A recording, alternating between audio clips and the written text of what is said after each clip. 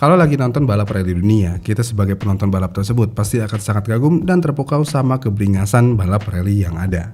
Dari jalanan yang sempit, berbatu, bahkan berlumpur, semua mobil rally bisa melewati rintangan itu semua dengan kecepatan penuh dan tanpa harus ada kesalahan sedikit pun.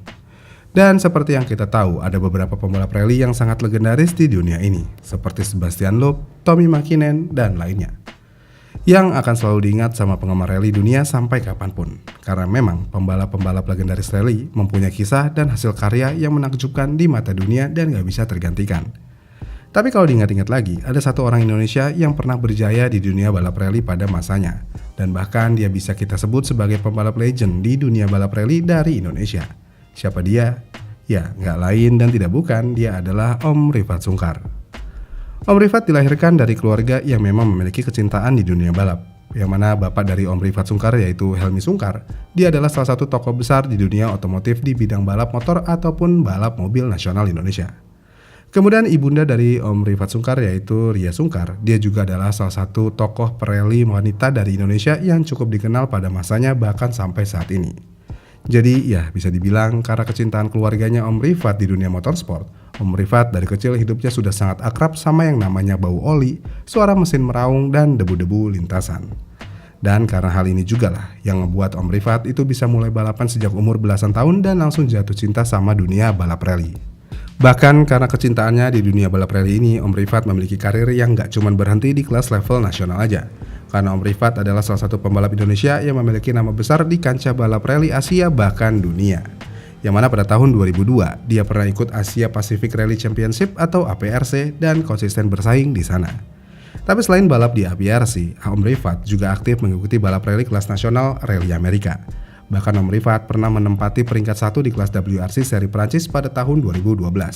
Yang mana pada saat itu Om Rifat bersama navigatornya yaitu Scott Beckwith secara keseluruhan di putaran terakhir rally kelas WRC Prancis mencatatkan waktu 4 menit 6 detik. Lalu diikuti oleh Ricardo Trevino dari Meksiko dengan catatan waktu 4 menit 8 detik dan Yuri Porotasov dengan catatan waktu 4 menit 36 detik. Dan dari hasil yang ada membuat Om Rifat mampu naik podium peringkat 1 di WRC seri Prancis pada tahun 2012. Lalu pada tahun 2013 ada salah satu kejadian ikonik yang melibatkan Om Rifat Sungkar dan pembalap rally yang terkenal dengan gymkhananya yaitu Ken Block. Yang mana pada kejadian ini Ken Block berterima kasih atas bantuannya Om Rifat Sungkar karena berkat bantuan Om Rifat, Ken Block bisa menjadi juara di New England Forest Rally pada saat itu. Emang gimana kejadiannya? Jadi pada tahun 2013 yang mana pada saat itu Om Rifat yang sedang didampingi oleh navigator yang bernama Steve Lancaster melihat mobil Ken Block mati total. Dan pada saat itu, Ken Block sedang bersaing sengit dengan David Higgins untuk menjadi juara 1 di seri balap tersebut. Jika Ken Block tidak bisa mencapai servis area dalam waktu yang ditentukan, otomatis David Higgins lah yang jadi juara di seri tersebut. Sehingga Om Rifat berkesempatan untuk menjadi juara kedua di seri balap tersebut. Namun Om Rifat malah memilih untuk berhenti, lalu membantu menderek mobil Ken Block sejauh 20 km dan tiba di servis area tepat pada waktu yang ditentukan. Lalu mobil Ken Block berhasil diperbaiki dan juga bisa langsung melanjutkan perlombaannya lagi sampai garis finish. Dan hasilnya, Ken Block berhasil menjuari putaran New England Forest Rally berkat bantuan Om Rifat Sungkar pada saat itu. Berkat kebaikan Om Rifat Sungkar kepada Ken Block, pada saat Om Rifat Sungkar finish di ajang balap rally itu, seluruh anggota tim Ken Block bertepuk tangan dan memberikan apresiasi setinggi-tingginya pada Om Rifat. Bahkan secara pribadi, Ken Block mendatangi Om Rifat dan meminta untuk berfoto bersama. Lalu langsung menguploadnya di akun sosial media milik Ken Block. Yang menarik di sini adalah, di sini Ken Block lah yang meminta foto ke Om Rifat Sungkar, bukan Om Rifat yang minta foto bareng ke Ken Block. Jadi ya berkat kebaikan Om Rifat ini, ngebuat Ken Block pun kagum dan mengapresiasi keputusan dan kebaikan yang sudah diberikan Om Rifat Sungkar ke Ken Block. Dan di momen ini, Ken Block seakan-akan menjadi salah satu fansnya Om Rifat Sungkar, karena sampai meminta foto bareng dengan Om Rifat Sungkar pada saat itu. Ini adalah salah satu kejadian paling ikonik yang pernah terjadi di dalam hidup Om Rifat Sungkar. Keren banget ya Om Rifat Sungkar ini.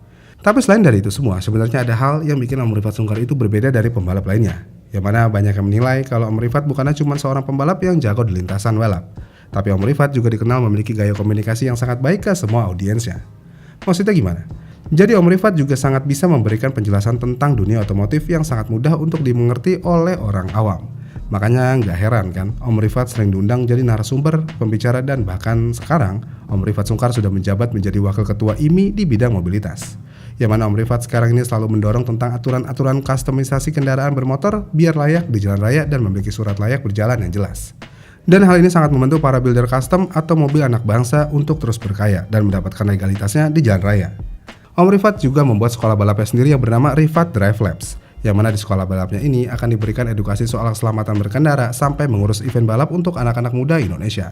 Dan seperti kita tahu, anak muda di Indonesia itu sangat mempunyai talenta yang luar biasa. Akan tetapi, talenta anak muda Indonesia ini khususnya di dunia otomotif tidak memiliki wadah yang layak untuk menyalurkan bakatnya.